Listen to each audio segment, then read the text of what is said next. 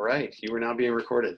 Welcome everybody to Two Rivers BizStarts. Two Rivers BizStarts is a program that is a part of and under the blessings of BizStarts, a not-for-profit dedicated to founding more small businesses in the state of Wisconsin and beyond.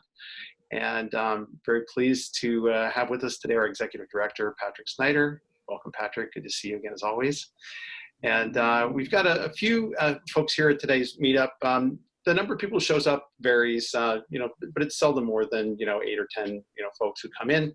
And the benefit of that is we get to talk in some greater depth about our business or about some problem having to do with starting up or running our current small business entrepreneurial efforts. And I think just about all of us are either running our own businesses or we are advising those who are running their own businesses. So it's really great to see the folks who are here today. We're going to have probably a couple of other people join us yet who've promised they would log in as soon as they got home. Everybody's fighting rush hour traffic. So I thought we could get started by doing a quick little icebreaker. I would like you, what you may notice, I think all of you are on your laptops, and what I'd like you to do is if you could hover over your picture on the screen and click the 3 dots in the upper right-hand corner to select rename. And when you do this, choose a word or words that describe your feelings about your business or your current endeavor today. And just take a minute to think about that, and we'll jump back in and use that for our introductions in just a moment. I put on the Jeopardy music, but I don't have it queued up.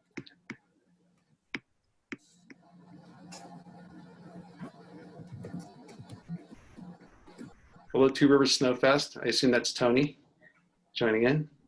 There you go. It is indeed. All right, Kurt is having a lot of trouble connecting.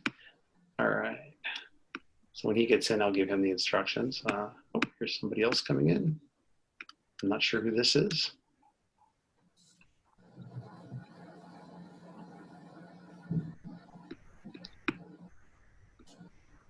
All right, I gotta think of.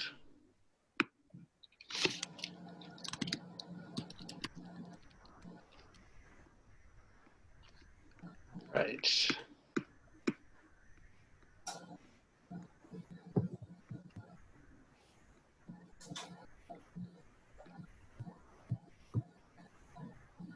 Three people that, okay.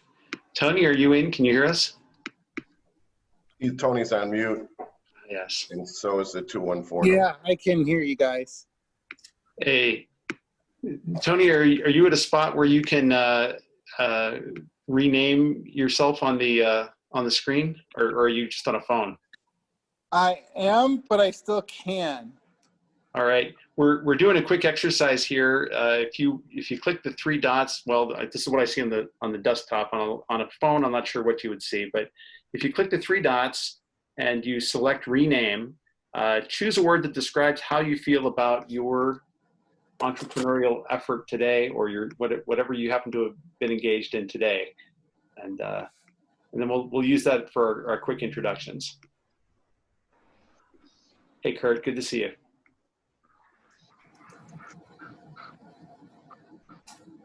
Wow, your audio is just gone.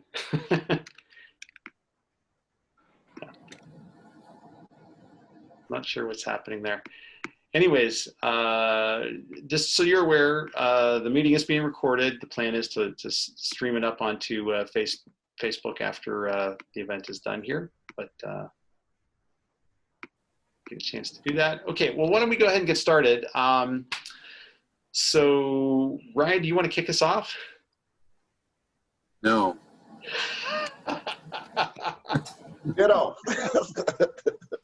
No, but I want you to, because you've got an accomplishment to share with us. I do. I'm pretty excited about a couple of things that have been going on in the last week with my business.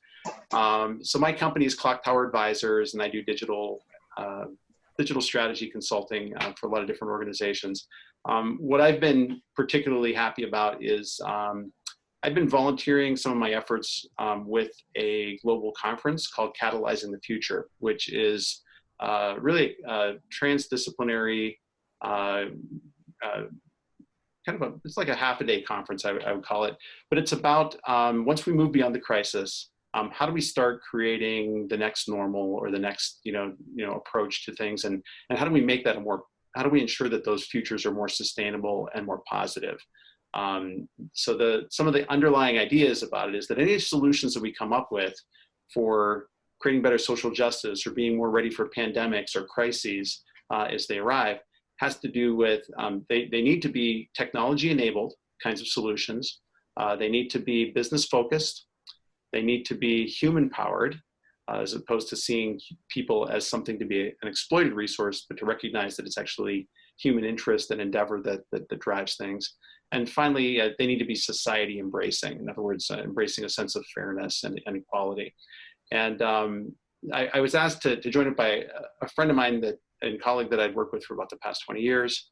And I'm excited to say that we're looking to have maybe between 500 and 1,000 attendees at the event. And it'll be ideally, we're hoping we're going to stream it up live, although with Zoom acting as it just did, I'm a little bit unsure about that. But we have some other technology backup solutions in place for it. But I've been excited about it because it's been a growth opportunity for me. I built out the website for them.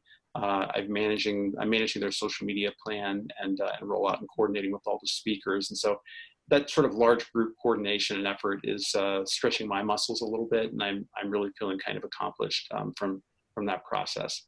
And it's inspiring me to create other kinds of content too. So I just posted up a new video that I did in the last 2 weeks. So that's why I feel accomplishment today. Who would like to go next?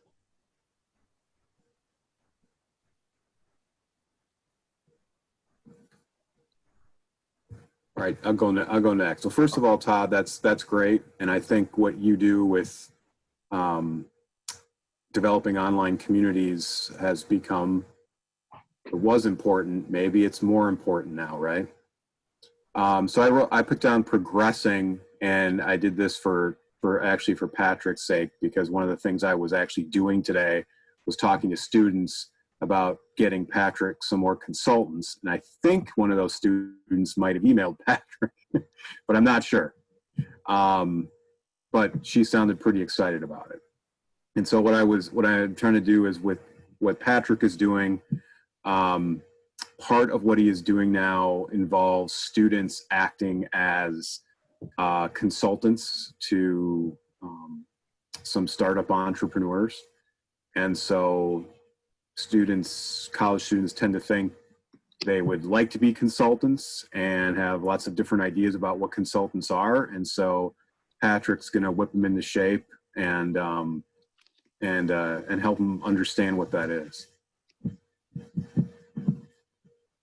Appreciate you supporting that, Ryan. It's really terrific. And we've had 3 of your students already email me, and they're working with our liaison to University of Notre Dame.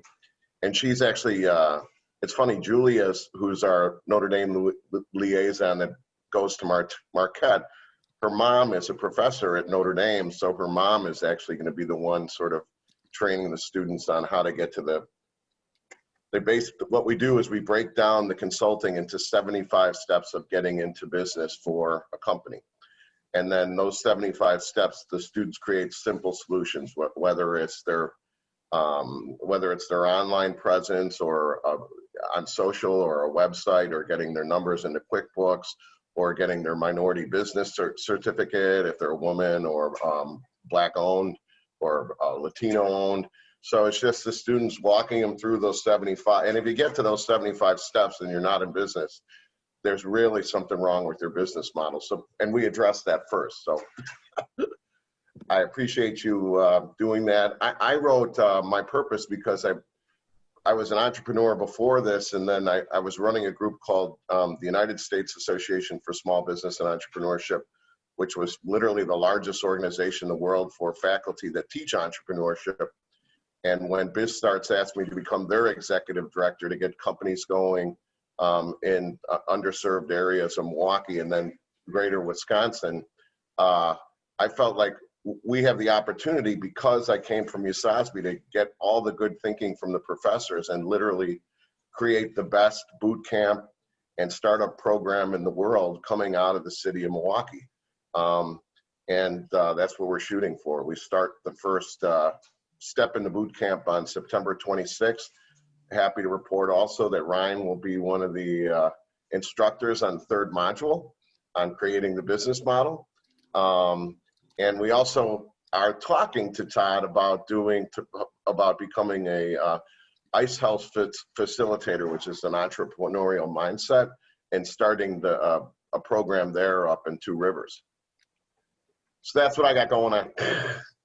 That's fantastic, Patrick. Yeah, I'm kind of excited about that, because I think entrepreneurial mindset is incredibly important. One of the clients I work with and have for the past couple of years is the Kern Family Foundation, which founded Generac. And one of their great reasons to be is about incorporating entrepreneurial mindset thinking in engineering programs at the undergraduate level. And I don't know if there's any relation between what Kauffman Foundation is doing and Kern's view of it, but I'll be really curious to see any correspondences between them. I'm sure there are some.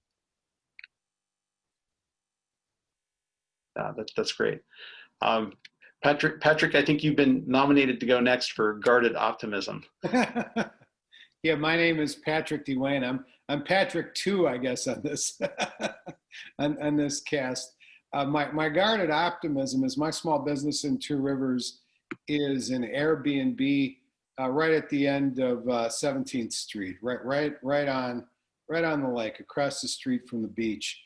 And when COVID hit, I had all these cancellations. I got this thing up and running last summer, and then when people were kind of stuck just staying at home, then Two Rivers became, or the house became, a very desirable place for people to go. So I'm booked now through the middle of October, and next July, I just had another person today book a weekend in July. Next July is almost completely booked, and half of August is booked. So it's guarded because that was the case coming in at about end of April or May, that I had a lot of bookings. But then when all that media report was of Wisconsin, where the bars were filled cheek to jowl, I had all these cancellations from Chicago. and then they filled in. So I love the new beach in Two Rivers. I love the opening of the new hotel. I don't see that as competition. I see that like being the best place for a gas station is to be across the street from another gas station. I hear directly from my guests how much they love Two Rivers. And in terms of the diversity issue, my guest who left today was Indian, East Indian, and his family was there right on the beach. And what I noticed in my time of being on the beach and in the house this summer is how diverse Nashotah Beach is, how diverse that it is. It looks more like America than most of Wisconsin looks like America. And that gives me a lot of optimism, but I'm guarded about it because I grew up in Manitowoc, sorry. I love Two Rivers, and I know that guys I went to high school with still have these hardcore opinions about things that would scare off my diverse guests. So, not to mention my kids, who are both adopted and from Latin America. So, I'm optimistic, but I'm guarded about it. That's fantastic, Patrick, and thanks for that. And actually a good reminder of some of the cool stuff going on in Two Rivers right now. And I say this more for Patrick's benefit or anybody else that happens to be watching. We've got a new area of beach that was created. So our existing beach has been kind of expanded and is beautiful. The Cobblestone Hotel, which had been being built for quite some time, is now open. another business, Tantrum Audio, just advertised that they have opened their doors.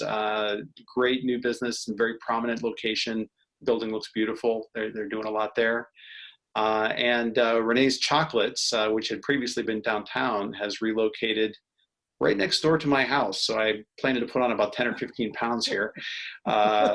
And he's in the process of renovating what used to be the old Honey Pot gift shop here in town. And it's going to be, I think, a really lovely location there as well for him. So, so lots of good news happening in town. And on a personal note, I wanted to give a shout out to Patrick. He really came through today with a referral for Two Rivers Talks. We're thinking of doing a format change on our twice a month video podcast show that Darla LeClaire and I do. And one of the segments we'd like to add is we want to have a correspondent from Domaślica, Two Rivers' sister city. And Patrick put me in touch with a great contact over there. What's his name? Camille? Camille. And so I'm looking forward to talking with him and making him a regular part of the show. And it'll really help, I think, Two Rivers to go global, again, in a very true way. Cool. Yeah, he's a great guy. Thank you for that. The city is about the same size as Two Rivers, and it's in southwestern Czech Republic. And most of the Czechs that live in and around Two Rivers came from this district of what, you know, Bohemia is what I was told. I was Bohemian growing up. So the Bohunks came largely from that in and around this town of Domaślica. So yeah, nice. I'm delighted to help. I'm just tickled that all of this stuff I've been doing for all these years with the Czechs, now Todd, is of interest to you and the rest of the city. So and I'm happy to be of service. Well, thank you. Appreciate it. Absolutely. Jeff, why are you inspiring today? Oh, let's see here. Okay. Yep. Well, let's see. We released the August results of the survey that we're running with through University of Wisconsin-Oshkosh this afternoon. You know, found that business owners are probably more worried about the start of the school year than their employees are, for very obvious reasons. But beyond that, obviously, you know, let my brother take the thunder. You know, take all the credit on some of the Snowfest news that we have. But as Todd knows very well, we're entering into the third year of the Light Up the Lakeshore Student Business Idea Competition, and the intent, at least as it stands right now, is to take year 3 statewide. So, you know, thankfully, I'm not the only one coming up with great ideas. Because, of course, in hearing Ryan and Patrick talk about their student consulting project reminds me of a conversation that I remember having probably about a year ago about how we can turn internships into something that looks more project-based than simply a 6-month process of, you know, filling coffee orders and doing filing for any given business. So it's great that that's advancing. We're looking to do something similar, obviously, at the university once we can get somewhat closer to normal, or get back to somewhat closer than normal. But, you know, again, it's great to see that, you know, some of the work that we did 2 years ago in Two Rivers is starting to pay off, and, you know, happy to keep the momentum going. Cool. That's very cool. Thanks, Jeff. And Tony, we've got you as fulfilling. Can you talk a little bit about that? Yeah, I mean, today it was, you know, typical grind that's been a little bit positively affected in a way by COVID-19. Obviously get to see what it did to our health system that I'm working for, just to see how much things kind of dropped away, but also very fulfilling to see that people are choosing their health over, you know, fear, and they're choosing to come back and get issues that they've been having taken care of. It's leading to basically a time of year that typically was a little bit slower, being probably some of the busiest times of year we've had. Categorically, usually for us in the therapy world of things, October, November, December tend to be really busy times of year, and they were again this year. But what we're seeing is August so far is looking like another October for us, which was really a shock and surprise. So it's been fulfilling that way. But that being said, on the entrepreneurial side, it's been fulfilling because it's continued to reinforce to me that there is a need and there is a segment where doing a more cash-based, lower-cost alternative with still high-quality care for people does have a carve-out in the greater Two Rivers area, and I continue to work forward on trying to develop that too. Very cool. Very cool. Kurt, has your audio cleared up at all? No, still not coming through. Oh well. And you might want to try to call in on your cell phone or something, Kurt. You could try the dial-up.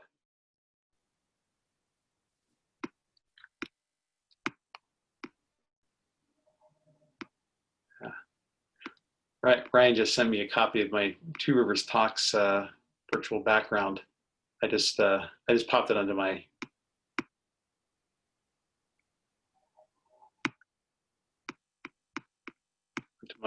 badge, I guess, but I didn't put it on as a background, so I don't have the bandwidth to do it with this computer.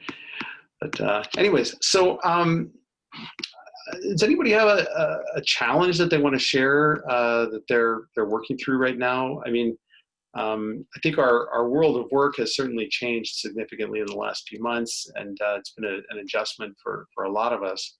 You know, what kind of impact have you seen in your business, or what kind of immediate challenges are you kind of looking at now? And this is an opportunity for us to really talk about if we have some resources that we can help each other with.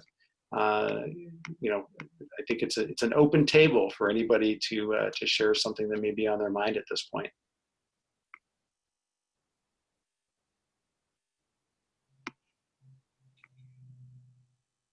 Yeah, I'll talk. It's funny, last year, most of my bookings were from out of state and not Illinois. There were only like 3 bookings I had more bookings from California than I had from Illinois. I had more from Europe than I had from Wisconsin. COVID has driven that now much smaller, and it's like Wisconsin and Illinois now are basically, which I thought was going to be my market. But it'll be, I'm wondering if I'm going to have any traffic in the winter. I had very little last year. It really doesn't kick in until, although I had a guy who stayed for 2 months because he was working on that solar array on the north side of town on 42. So I guess it's, you know, it's the same thing that the new hotel, Cobblestone Hotel, is going to be facing about, okay, business is going to be fat in the summer. What do you do in the off season? And then how do you improve the shoulder? So that's kind of what I'm looking at. And I think that with Scotties and Illinoisites finding Two Rivers, that there may be more of a getaway weekend kind of a thing for January, February, March. Mm-hmm. Mm-hmm. So, and I know that the city has been, you know, when I was at the ribbon cutting of the new hotel last week, that the city is really turning toward the water and making that a big priority. So I'm hoping that as Two Rivers gets more and more discovered throughout Wisconsin, that people will decide to come here off season. That's the goal. Yeah. Can you hear me, Todd? Yeah, your audio finally came in, Kurt. There you go. Good. So, Patrick, I'll play on your words here. I got optimistic and energized. Todd, the reason for both of those is because we're unveiling our 18-month of work on the brand to the community on Saturday at Celebrate Two Rivers. I'm optimistic that we've hit the right brand story with brand principles, and will hopefully energize the community to go out and attract new businesses new residents, expand our workforce, and get tourists, back to your point, Patrick, to get up here and continue to see how wonderful this city is. So I'm extremely energized. We've got a great group who've been working on it. Both Tony and Jeff and Todd are part of it on this call. But it's all designed to be able to drive economic growth and kind of reverse the trend. So we are extremely optimistic, energized, prideful is another word I could have threw down there, and grateful for all of the stuff that's going to be ahead of us. So those are my words of the day. Well, and I think those fit very nicely with the challenge that Patrick is framing here too. Like, how do you get more people to come in the off season? How do we get more That's right. day trippers or weekend trippers, to come to Two Rivers and discover the area? A part of that answer is how we talk about visiting this city, and right. and having a common narrative around how all that goes. Patrick, I don't know how aware you were, or actually both Patrick, I don't know how aware you guys were of the branding efforts that we've been doing with the city of Two Rivers, but there's been considerable work that's put in by a group of volunteers to come together with the community for some core values or principles that are reflective of what it is to live and work and play here. And now, you could cavil at the end results of sort of what some of those things are, but the core principles of what underlies, the brand or the idea of what it is to be in Two Rivers was based on stories that we heard, from the public and from people, from lots of interviews, and from the firm that came in and helped us through that process to come up with a lot of those places. It's a journey, not a destination, to do that kind of work. But the goals of that we're hoping to quantify in some ways are going to be around visitors to the city and tourism dollars spent, room tax dollars, any of those kinds of things I think are going to be indicators of how good a job are we doing at telling our story to people outside the community, while at the same time being true to how people feel in the community to the greatest extent that we can. And that's a tricky tightrope to walk, as we've learned as we've been going through the launch of what all this is. But I'm excited about it, and I think we've got a lot more public opinion to court here in the city before it's all said and done. But I mean, I think ideally, what would be good to see from my point of view is businesses and organizations throughout the city adopting elements of their own story or narrative and relating it back to the bigger brand of what it is to be in the city of Two Rivers. And so the initial campaign around that is going to be called True to Two Rivers. And that can be related to a variety of different values. So true to our heritage, true to entrepreneurship, true to the lake, and living a life on the lakeshore. I think as long as it can kind of relate back to some of those core things that resonate with people living in the city, I think it'll be successful. So that's kind of where we're going. Well said. And Todd, I already had Cobblestone reach out to me on Tuesday, and they would like to work together on what they can do to drive people from Madison and Milwaukee and Chicago, and how can they couple with our brand story on their outreach to be able to communicate their wonderful 55-room hotel. So I'm collaborating with their marketing team to be able to pull that brand story into some marketing they're going to do outside. So it feels they're helping support us as a city, obviously, and getting the word out, and we're supporting them as a great city for people to come and explore and people come and stay and invest in. So it'll be interesting to see. It's the first business that's kind of reached out and said, listen, we hear this thing's going on. Let's talk about what we can do together. So it's a good start.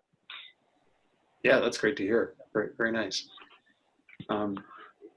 Patrick, I don't know if we did a good job of addressing some of the things you're thinking of working on to try to get attendance up in the off seasons, but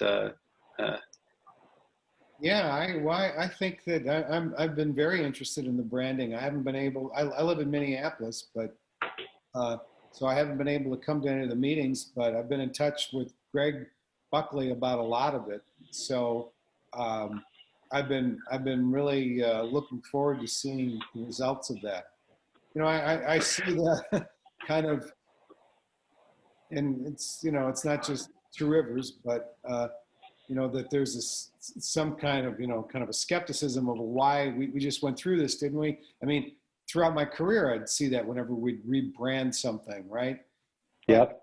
To bring a whole group of people together over an 18-month process brings a real energy to it, an inertia. So I'm Yep. looking forward in any way that I can help with that. Because I bring in people from, once COVID lifts, the Europeans are going to be coming again, and the people from California and Texas that I've had, they just love it. They all love Two Rivers. They just love it. That's great. They can't believe how wonderful it is. You're a great brand ambassador, and we're looking for having 11,712 more community brand ambassadors to shout this story and welcome people, but in a positive way.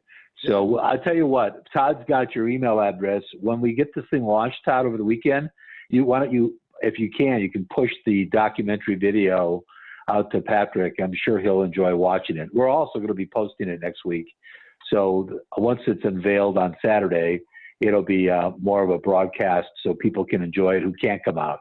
But it's the start. It's, as Todd said, it's the journey. It's the first phase of what will be a multi-year, starting organically, multi-year shift, if you would, in retelling our story. It's, after all, it's Two Rivers' story. It's the community story. And we look back to go forward. So it's got a lot of richness and authenticity of the history of Two Rivers embedded into the story itself. It's got to be authentic. Otherwise, no one's ever going to believe or come and be, you don't want to paint a false picture and they're coming there being disappointed. So thank you, Patrick, for being a great brand ambassador. Yeah, count on it. You can count on me. Nothing but positive. Got it. And just to relate this back to business startups, I think the effort that we went through with the entire branding process has an awful lot to do with the way that you pitch your business. I mean, I think we're pitching Two Rivers. Oh, yeah. As an organization, and sort of understanding how you're going to talk about what you do and what are the things that make it unique and interesting and something that people want to buy into. That's directly applicable to the kind of work that we do with each of our businesses and endeavors. And I think going through that process, it was very interesting to me. I don't consider myself a branding specialist or guy. I'm in marketing and comms, but I haven't led branding efforts, in the past. But that whole process of collecting stories and talking to people and then bubbling that up into more abstract concepts, that really encapsulate what that organization or that city or that business is all about. There's some alchemy in that's a good skill to master for any of us that are involved with running a business. Right. Patrick Snyder had made a comment here that Winterfest and ice sculpture competitions are a great reason to visit, and an area during the off season, events based work nicely. And I think, we're definitely a city of events. I will say, Patrick, that our Winterfest is actually our Snowfest, and that happens in the summer, which is pretty unique. Yeah, I was going to say too, Todd, we're doing our damned all best to try and recruit nationwide as well, because we're going to be pulling bands in from Kentucky and from other states that are going to come into this area. And obviously we'll be pulling crowds along with them. And, if you want to call it a silver lining in all of this, is it's been having to make the tough decision to pull the plug on it this year. due to the virus has really led to a lot more brand interest from other sponsors, a lot more from the way of bands and other partnerships that we can do. And in fact, it's really looking like this event next year will turn into something even bigger than what we were originally planning to do in July of this year. There's still some commitments we've got to firm up with things, but it could look like a really sizable music festival that could develop some enduring type of power. Something just new for the area and different for the area, but also something that can become a calling card for the area. Love it. Love it. Woodstock of the Northeast. Yeah. Well, let's just start with. Well, I was gonna say, Tony, let's just start with a Summerfest about 90 miles to the north, and we'll go from there. Go with that. There you go. No issues there. Well, and the other thing that's been interesting, just talking about Snowfest a little bit, is that I've had a couple of conversations with some people through Main Street America and the Rural Community Assistance Program, as well as referrals from Two Rivers' good friend Ryan Short from Civic Brand, of people in other communities that are also looking to try and either resurrect or revitalize some of these long-standing community festivals that they've also seen kind of as an element of their community revitalization. So happy to share our story and any tips we can provide. Awesome. Does Snowfest take place at Neshota Park, or where does it take place? Snowfest will be, let's see, next year. We're planning on using both Neshota Park, Walsh Field, and most likely the Rotary Pavilion on the beach. Wow. So we are going to take over the east side next July. July when to when? July 23rd 23rd, 24th, 25th, and who knows beyond that. Could be the whole month of July. Well, yeah, because it's one of those things when you make that decision to cancel part of it out, and then you get reaches out from other music festival promoters where they're saying, could we piggyback and do something alongside you guys? Because what we think you're doing is cool and it works really well with the brand that we're trying to put together, or that we have, and it gives us another alternative. That's where some of the things, if it goes from 2 stages of music to 3, and from 16 bands to probably 23 or 24, it turns into this just large event that has a lot of people interested and a lot of people intrigued. I mean, for me, probably the more telling thing is to sit and say, when we launched our crew that's putting this together last year, we had like minimal interest. I think on average, we were dealing with 8 to 10 people. Haven't even had our first reorganizational meeting yet. We have probably somewhere in the neighborhood of 15 to 20 individuals that are really aggressively interested in wanting to help us bring this thing back. So it just seems like, hey, the dry run maybe was the best thing for it, because it's building an impetus now bigger than we thought it would have. Yeah, that's fantastic. And you need that. You need that volunteer base of folks that want to make it happen. I think one of the things you guys have done a really good job about is talking about, bringing back this beloved past event and kind of reminding people of how much love they had for it in the past. And so my experience with events that have taken off and, taken a life of their own is when you've got sort of that good description and you've inspired a few people, that's going to start to accumulate a lot of additional volunteers. You're going to need more organization for it, but it's going to turn into something really cool and memorable. And I'm excited for you both. Yeah, like Chow Chung's thing, right? I mean, yeah. Oh yeah.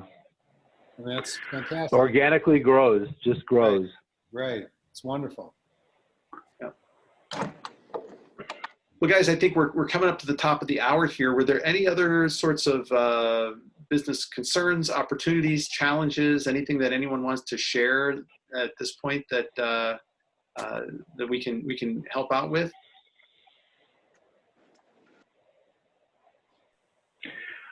Keep your fingers crossed on Paragon. That would allow some money to go back into the RLF fund for businesses. I will keep my fingers crossed. That sounds great. Because they're writing back at me. You betcha. I didn't tell you what's going in there, though, did I? We'll talk about that later. I'm just kidding. Well, guys, thanks for tuning in tonight. Really appreciate everybody's participation and good humor as we're going in here. We don't always go so far afield when we have these meetings, but you know, the conversation goes where the conversation goes, and we derive value from it because we are all on this journey together, building our businesses and organizations. So I hope that you can join us in future meetings. And in the meantime, I wish everybody a good night. We will meet next on the 4th Wednesday of next month at 6 o'clock. So same bad time, same bad channel. And guys, thanks for coming tonight. Really appreciate it. Have a good night. All right. Thanks, Todd. Bye-bye. Thanks, everyone.